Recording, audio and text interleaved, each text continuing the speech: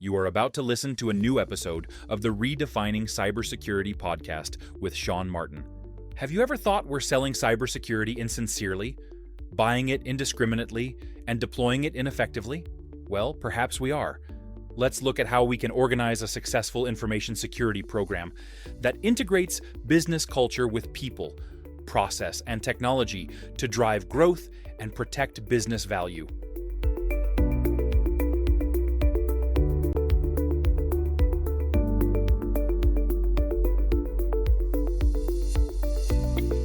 And hello, everybody. You're very welcome to a new episode of Redefining Cybersecurity here on ITSP Magazine. This is Sean Martin, your host, where if you listen, you know I get to talk to all kinds of cool people about cool topics.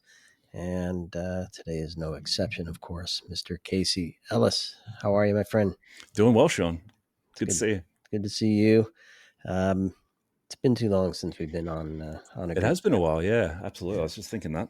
Yeah, it's been a few days, I think, but it's always good to see you, and glad to know you're well and doing all kinds of things. And yeah, it's a lot of. We're not going to talk about all the stuff you've been up to, but suffice to say, you're on the cutting edge of some fun stuff that's happening, and perhaps we'll get a chance to talk about that today. We're going to be looking at Bug Bounty.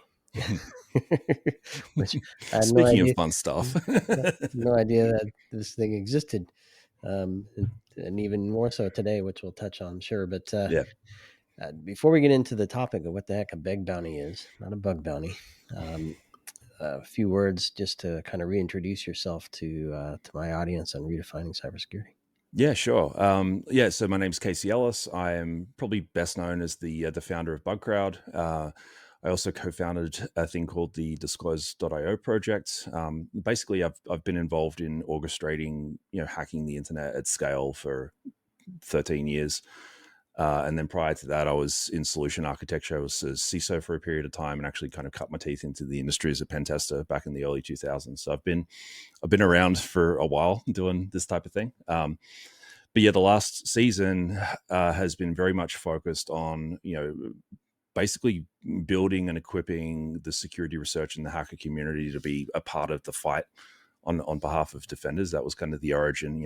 Bugcrowd didn't invent bug bounty or vulnerability disclosure programs, but we did pioneer this idea of building out a platform to basically connect, all of the talent and all the potential that's available on the good faith hacker side of things with all of the problems that we're trying to kind of outsmart a crowd of adversaries around on the defender side. So that's a bit of my background. And yeah, just in terms of, the other side bit, I did have a bit of an unexpected career break midway through last year. I had to have heart surgery for a genetic issue that kind of popped up. So that caused me to step back for a period of time. But, as you mentioned, I'm sort of getting back into the game at the moment and having fun doing it. Yeah, I'm so glad that you are and that we're here, my friend. And appreciate that. Me too. yeah, absolutely. So you mentioned Disclose.io, and you and I can't remember who else was with us. Was it Chloe Mustagi? Maybe. Chloe, yes. Yeah, it would have been. Yeah. So it's been a few years since we had that conversation. I can't imagine a tremendous amount has changed, but I'll link to that episode because I think it's important for folks to know what Disclose.io is. And yeah, absolutely. Right now, Disclose.io. Short version of that is that there has definitely been a bunch of like legislative changes that have happened, kind of really around the world at this point. Kind of reflecting the fact that like a hacker is not necessarily, when we started Bugcrowd back in like 2012. The problem that we had to solve was to basically explain to the internet that hackers aren't always bad, that like hacking is this like powerful kind of dual use, morally agnostic skill set that you can use for bad things. But, then you've got people like me that enjoy thinking like a criminal, but don't want to be one. Right. So how do we kind of establish that idea? But then also how do we see some of the laws that were written with this sort of default bad mindset changed to reflect, the way that things are. So, Disclose.io is really focused on driving standardization and adoption of vulnerability disclosure programs, and then actually using the adoption of those programs to basically create leverage at the policy level to see the laws change. And that's been a fun ride. Yeah. So good, so important, and I encourage everybody to go take a look at that. And if we need to have another chat, we can certainly dig into that And come again. back to that one. Yeah. Yeah, exactly. So bug bounty, I'm sure a lot of people know what it is, but let's just not beg, bug. Bug. Bug, not Just bag. Yeah. describe that in the context of my audience, CISOs, security leaders, Yeah, AppSec certainly. folks. Yeah. So a bug bounty is effectively a reward that's offered for someone to discover, a vulnerability or a risk, like basically, the ability to exploit any given system or any given company. So, really like the traditional kind of rules of it that, as I said, kind of predate Bugcrowd, go back to probably 1995, I think was one of the first ones in tech Was it with Microsoft? Netscape. It was Netscape back in the day. Okay. Yeah. And there's variations of it that go way further back than that. But, you think about bounties in the old West and that kind of concept of, a reward being used to reduce information asymmetry or to encourage people to look for a thing. It's that, except for vulnerabilities and risks in computer systems. So yeah, the idea is that, the first person to find a unique issue that's within the scope of an established program that's been set out gets a reward for that. And then kind of the general idea is that the more critical, the more severe the issue they find, the greater the reward. And yeah, the idea, I mean, that was kind of the core concept that we used to kick Bugcrowd off, because it's like, this is, the public version of that's very chaotic. You just kind of throw it out to the internet, and not every organization's in a position where they can or should do that. But this sort of overarching concept of, well, we're crowdsourcing now, we're actually able to get, a broader set of eyes on target. We can kind of start to figure out who the right people are and connect them in and get better efficiency out of what we're paying for in pen testing and different things like that. That was kind of the origin of the idea for Bugcrowd. So yeah, that's what a bug bounty is. It's basically paying for a vulnerability or offering a reward specifically for a vulnerability and then paying someone when they find it. Yeah. And so I think, funny enough, I just crossed my feed this morning on the news. Now the news is old. It's old meaning October 10th, so nearly a month old. But Apple announced a $2 million bug bounty, just as an example. Yeah. Looking for the most serious weaknesses that obviously they want to find before criminals do. Yeah, and I mean, in Apple's case, you've got vendors that do that that have like a competitive, basically malicious, like offensive market for those vulnerabilities, right? So it's not, some of those markets are in the West, so it's not necessarily fair to say that black hat or white hat or whatever else, but the idea of folks that buy those vulnerabilities for the purpose of using them kind of in anger, so to speak. Apple's been dealing with that for a really long time because handsets are an attractive target for, the intelligence community and whoever else. We're at a point now with things like initial access brokers and kind of the rise of, the kind of cyber criminal ecosystem, ransomware as a service operators, all that kind of stuff, where, most vulnerabilities that are exploitable, and that's a big caveat there, do have some sort of value attached to them. Like the idea of a bug bounty program, I think in 2025 is creating an incentive to get that information to where you can do something about it instead of having it go off somewhere else. Yeah. And I don't know what the stats are, but I know a lot of the large organizations either run their own or use a platform like you've built.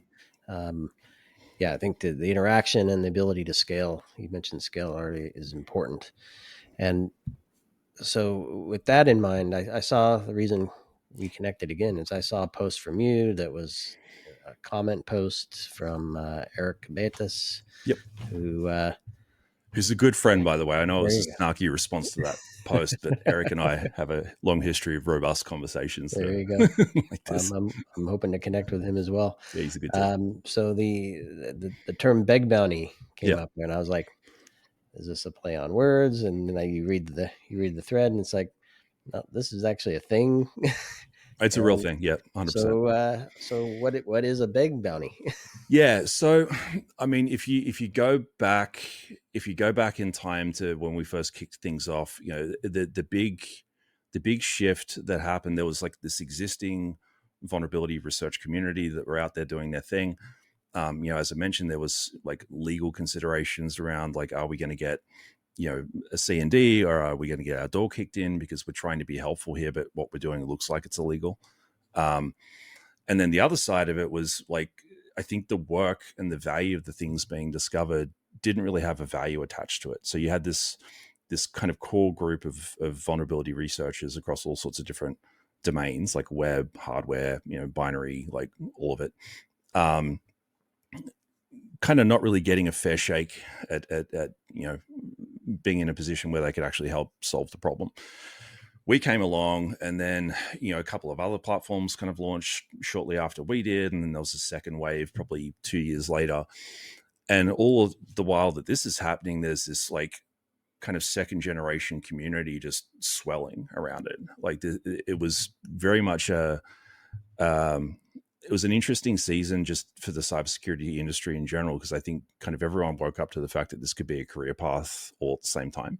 So you had all sorts of different folk come in. You had people that came in that, are like a 10 out of 10 for enthusiasm, but maybe a 2 or 3 out of 10 for like actual, usefulness and effectiveness.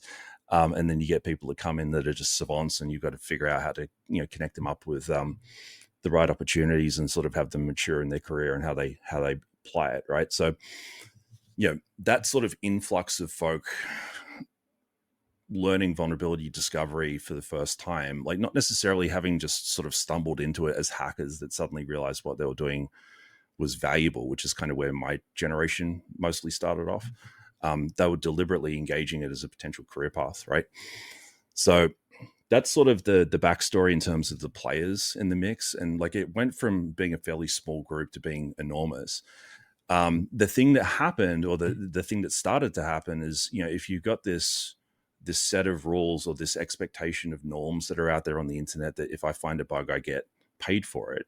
Or if people come in and they don't have the full context and they just kind of assume that's what bug bounty is and how it works or whatever else it might be, you end up with folks that are kind of like when you pull up at an intersection and someone jumps out with like the washer wiper thing, just kind of does the window and then asks you for money afterwards, right? Yeah. And that's basically what gets referred to as bug bounty. So you get people that come in and like sometimes they're finding things, like I think it's the minority of times they're actually finding things that are important that should be done. For the better part, they're just sort of opportunistically saying, hey, you've got like a missing HSTS header, or like you've got a weird certificate, or you've got some sort of benign like priority 5 issue. Do you have a bug bounty program, and can you pay me for it? That's effectively what a big bounty is.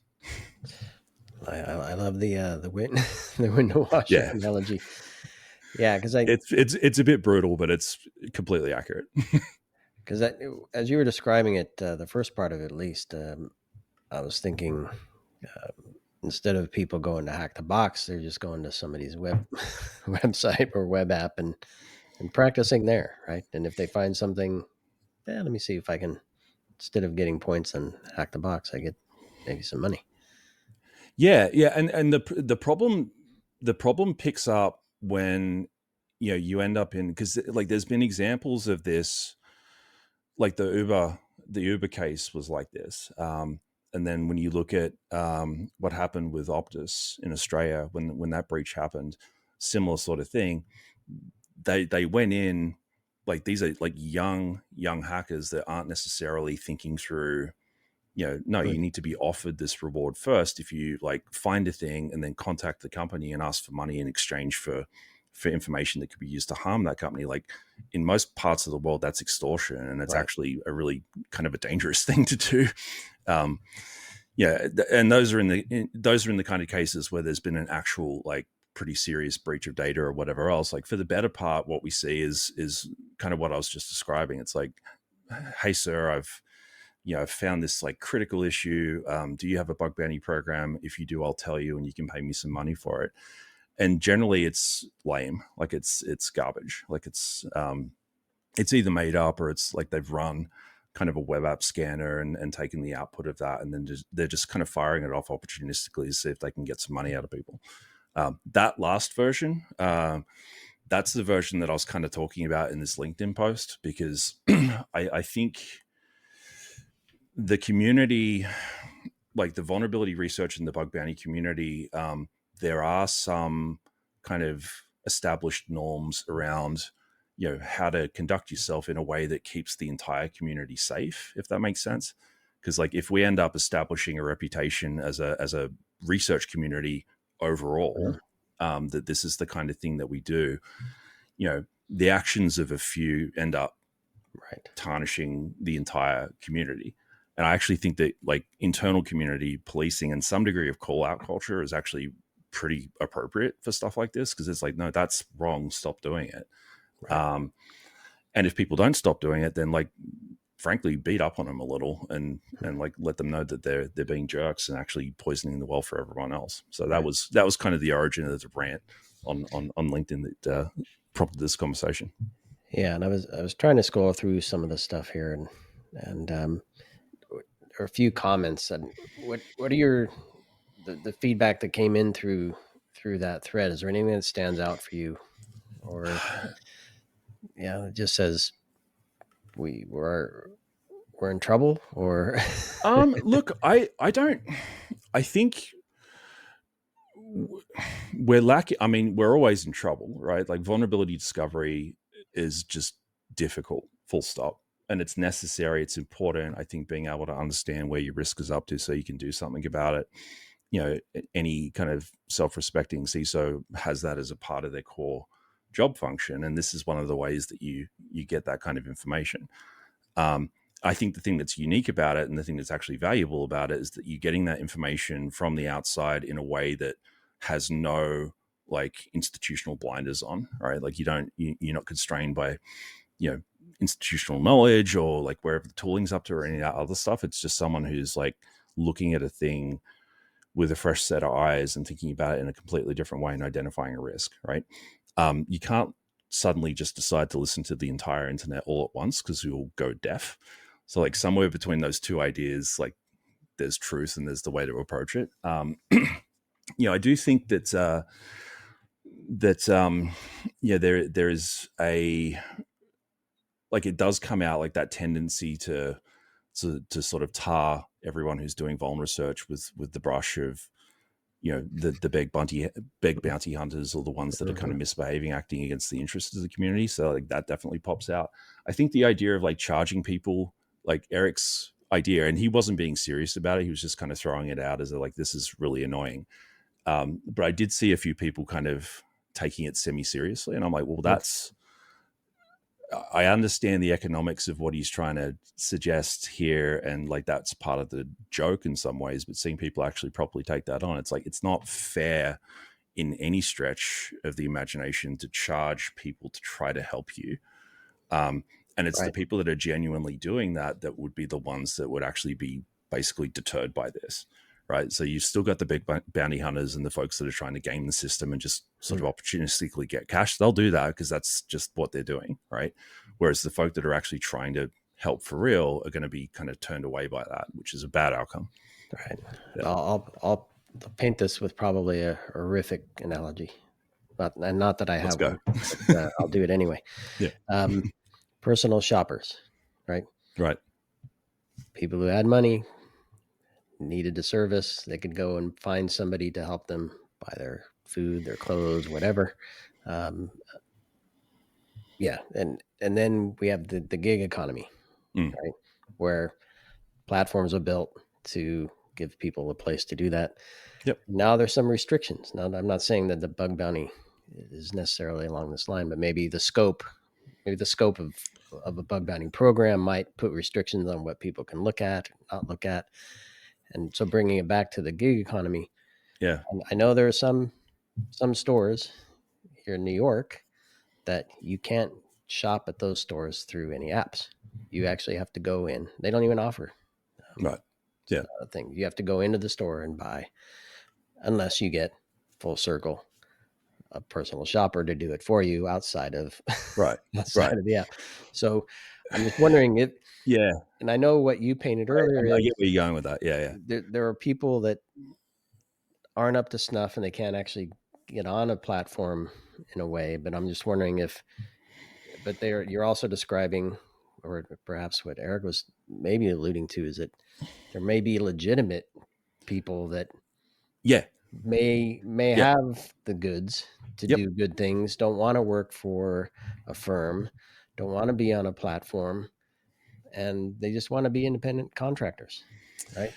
And so I'm just wondering, there's this mix, and how do we make sense of that? It's a really interesting, like, kind of what you're framing up there is a problem and a set of tensions on the system at this point that keeps me up at night on a regular basis, because some of these things I could kind of see them coming. It's like, how do we, and it's honestly part of why we did Disclosure basically separately as a 501c3 with other folk into it, because it's like, from my perspective, every organization should have the ability to receive security input from the outside, and as a part of that, like, actually clearly stating, like, the easiest way to mitigate this is you stand up a vulnerability disclosure policy and say that we don't pay. Boom. So, like, when you get these kind of inbounds, you say, like, here's the link to the thing. You didn't read the thing. If you want to tell me what you found, fine. If you don't, fine. We're done. Right. And that actually works really well. So, like, I think that's that's just a personal belief in terms of, like, internet transparency and really just the nature of how the internet works. Like, when you're talking about scope, you can't tell the internet not to do a thing, because that's not how this works, right? It's like the analogy, the metaphor I use all the time is, it's kind of like walking outside if there's a thunderstorm coming and yelling at it and telling it not to hit your house with lightning. Right.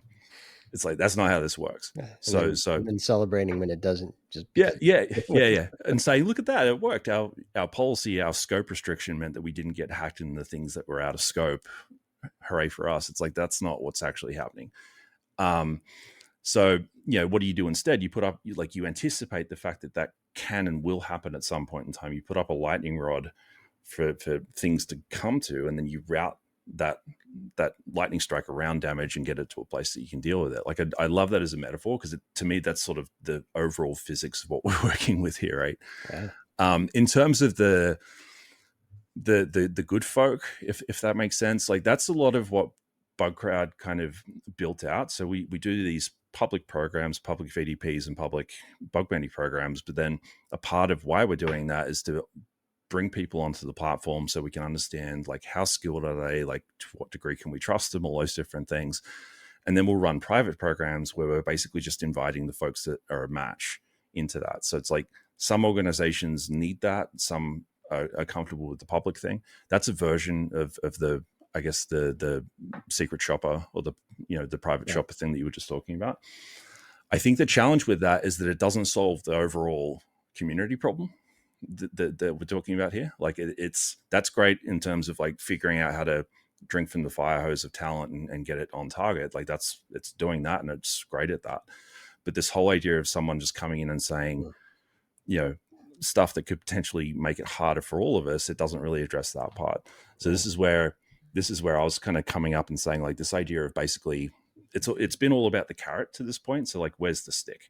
Is there like this sort of call out thing that Eric did with this particular individual? I think that's actually an appropriate thing if you've got someone who's, like, a repeat offender, or they're really causing an issue for the broader community. It's like, stop it. And, like, if they're not doing it, it's like, okay, we need to point this person out and make sure that people know that we're aware that they're causing a problem, and kind of distance the representation of what they're doing from the broader herd. I actually think that that's a positive thing, to be quite honest. It sounds nasty or whatever, but I do think it's important to do that type of thing when it's necessary. Yeah, and I think there was a bit of that when I don't see it as much anymore, but disclosure is without, again, disclose.io, disclosure is without private disclosure first, right? So there's an ethical way of handling what you find. Yeah. I mean, we're floating around the responsible disclosure debate there. Yeah, not even as a researcher, finding something and I see it online still, I guess, to some degree, but not a lot. Where you find something and you post and you mention the company on X or whatever and say, I found this issue, and maybe it's in good faith, but everybody can see that, and then off they go and, and misuse Yeah, it without a off they chance. go and go off and look for it. Yeah, I mean, we're getting into the responsible disclosure debate a little bit there, and it's that one's fun. There's actually some stuff that we're working on that we're going to publish on Disclosure around like norms. Like, here are the things that, here's best practice for researchers, here's best practice for organizations. Part of the best practice for organizations is to help them realize that, like, sometimes folk just post it on Twitter because they don't know any better, or sometimes like they're just kind of being jerks. That does happen every now and then, right? But for the better part, it's because everything else has failed. Right? Like they're trying to no get response. They've got no response. They're genuinely concerned about the risk being created by this issue, and at that point, the only way to alert people that might be affected by it, but also get the attention of the vendor, is to drop ODA, basically. Yeah. That's like, it's like hating that is like hating death and taxes. Do you know what I mean? And like, I don't like when that happens, because to me that increases the overall risk to the internet. It's a bad scene, but at the same time, like, it's avoidable. And if things aren't done to avoid it, then you end up in that position. So I think kind of framing it up and thinking of it in that way is useful. Yeah. And I remember, I want to say maybe you corrected me. I used to joke that everybody was running a public bug bounty, whether they knew it or not. And I think I recall maybe saying that it's not really true, but maybe if I change it to beg bounty, and there we go. Yeah. I mean, everyone's running. I think everyone's running a 24/7 pen test without necessarily getting the report. Like, that's that's absolutely a thing. This beg bounty component, the thing that makes it difficult on the receiving side is that, for organizations, for organizations that have an established kind of incident response process, like, every time this comes in, they have to kick that process off, which has a cost associated with it. So, like, that's annoying. And then downstream of that, for folks that are smaller, like, I get these on the Disclosure website because there's a SSL cipher that could be like configured differently, all this other stuff. Like, every time that comes in, I've got to look at it and think about, like, is this relevant or not? I'm kind of used to that, but if, thinking about it through the lens of someone kind of experiencing it for the first time, like, it's scary. It's like, is this hacker gonna, like, am I getting shaken down here? Is this like, are they up on my systems? Blah, blah, blah. Like, that can trigger all sorts of like fight or flight stuff on the recipient side. And it's just, it's a bad scene. So it's like, how do we do better, I guess, is where it comes back to. Yeah. Well, funny enough, and that, I don't know if it's coincidence or, I did share with folks a couple of weeks back that we were going to have this talk. Yeah. But today, that might have attracted it. Apologies if it did. Today, well, I did it myself. But today I got a message, an email. Hello, I'm a security researcher. I think I found something. I'd like to see if you have a bug bounty program to, and I'm, well, we can discuss whether it's appropriate to share that or not, but a screenshot of that. But so clearly, even me, our website is literally a blog. We have a few pages and then blogs, and we embed podcast frames. It's not much to what we're doing. So I'm not too concerned, but it did, to your point, it made me pause and go, what could be there that could put me in jeopardy that I don't know? Yeah. And like, so to me, I had to pause. Yeah. To me, those ones are the worst. Like, where it's like, do you have a bug bounty program? Can you give me money? If you can, I'll tell you the thing that I've found. Because, like, you've got, for starters, like, technically that's extortion, because you're asking for money attached to what could be easily kind of perceived as a threat, right? And then for seconds, like, there's no value. Like, you could just like auto generate those emails and send them out everywhere and just see what came back without having done any kind of research or providing any sort of help. So it's just like, that sort of thing is, I think the big thing there, in terms of a response, like I said before, proactively putting a policy up that says, if you find something, if you think you found something, send it here. Here's what we'll do. No, we do not offer a reward. If that's how you want to play it, then like being proactive about that, I think, is like the easiest way to go, because then you can just point to that thing. But then outside of it, just responding and saying, no, we don't. if you want to tell us, fine. If not, that's fine too. Yeah. Have a nice day. Yeah. And so my initial thought is, and maybe we can kind of frame this for security leaders and CISOs listening. I don't know. I'm sure people in the company get it who don't even know what to think of it. Yeah. So good answer, or some good insights there and some advice there. But my initial thought was, don't even engage. I don't know if that's an appropriate response. I think it is. Yeah, actually, I think that's a better, like if you treat it as like an inbound piece of spam. That's where it ended up, funny enough. Yeah. And the caveat there, I'm trying to be careful with this one, because there's so many different ways this can kind of come in, and some of them, as I mentioned before, will be valid. And potentially actionable. So it's like, what I don't want to say here is just route it all to dev null and throw the baby out with the bathwater. But yeah, like treating stuff like that, where it's just like, I found something, do you have a bug bounty program? Let me know. And there's no additional information outside of that, then treat it like, you've got unpaid toll fines, or, we're calling about your car insurance. Yes. Yeah. So as I'm sitting here, I'm just thinking, wouldn't it be nice if Disclose.io had a place I could forward that message to? Yeah. No, it's an interesting, I mean, yeah, that whole idea of like the anti-Hall of Fame, that's actually a fun idea as a catch-all, to be able to build out, a list of offenders kind of doing this type of thing. But yeah, it's a fun one. I think, just the ability to me, like what we're working on at the moment and getting out shortly is this whole idea of like, don't do that. Like, if you're, as a researcher, if you found something that you legitimately believe to be important, that's like creating risk for the customer and their users, and you think is something that they need to know about and that they need to fix, like the number one piece of advice there is like, never ask for money in the initial interaction. Just don't do it, because like that hasn't been offered. That's not the deal that you're kind of working under at that point in time. And the main reason for that is that it's going to actually help you get your message across, because it won't be confused with extortion. Like, you won't get legal and all the other folk involved because of the financial kind of implication that you brought into it. You'll just get to talk about the bug. And sometimes, if it's good and there's a really good interaction, all those different things, like, you can end up in a position where you get offered a consulting arrangement or some sort of other thing on the back end. Like, that is the thing that happens occasionally. But to go in and say, hey, I'll help you if you tell me that you'll pay me, like, it's not how it works in the real world. It's not how it should work here. Yeah. And even if this one doesn't exactly say pay.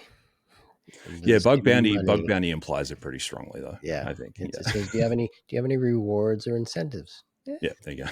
There you go. I'm gonna get paid in a T-shirt. I think somebody who owns the domain says, I got to pay the T-shirt. It's a delicate thing. I know we're hitting up on time here a little bit as well, but like, it is a delicate thing, and I'm sure, like, of all of the stuff I've kind of run through as like mental models and ways to think about it in our conversation, there's going to be edge cases to that I'll get yelled about at some point, because it is sort of how this works. Like, there's a lot, like, we're talking about bugs that aren't meant to be there in the first place, and people that you can't anticipate discovering them. So the fact that, like, all of this is a product of unintended consequence. Right. The fact that it gets weird sometimes, like, that should just be par for the course. It's more like, how do you establish sane baselines and kind of, clear guardrails around standardized process and different things like that, and then just try to stick to that as best you can. Yeah. I think that's the best advice. And I think probably across the board for most things, security is understand what the unknown might look like and have a process in place to deal with that, and deal with the unknowns that come in the middle of it as you're responding. It's all about 80-20. Like, it's got to be. Otherwise, you spend all your time in the 20 and you get nothing done. Exactly. Casey, good to chat with you, my friend. Yeah, very cool to catch up, man. Appreciate it. It's fun to talk about this topic and learn something new. And I'm going to say I'll point folks to disclose.io, and if there are other resources you want to share that are openly available, I'll throw those links in the notes for folks as well. Absolutely. Of course, folks can catch up with you directly, I would imagine. Yep, absolutely. Yeah, I'm on all of the things. So yeah, all the things. Exactly. And so thanks for this, and everybody listening and watching. Thanks for joining me here on another Redefining Cybersecurity, where hopefully we can learn from each other how best to prepare for these things and have a good response. The ultimate goal is to help the business safely generate revenue and protect that revenue once it's generated. And cyber is a big part of that. So thanks, Casey. Thanks, everybody. Catch you on the next episode. Thanks all. We hope you enjoyed this episode of the Redefining Cybersecurity podcast with Sean Martin. Please take a moment to rate the show and leave a comment. And remember to share the Redefining Cybersecurity podcast with your friends, family, and colleagues. Come back for more conversations and follow Sean Martin at seanmartin.com as he continues his journey towards redefining cybersecurity.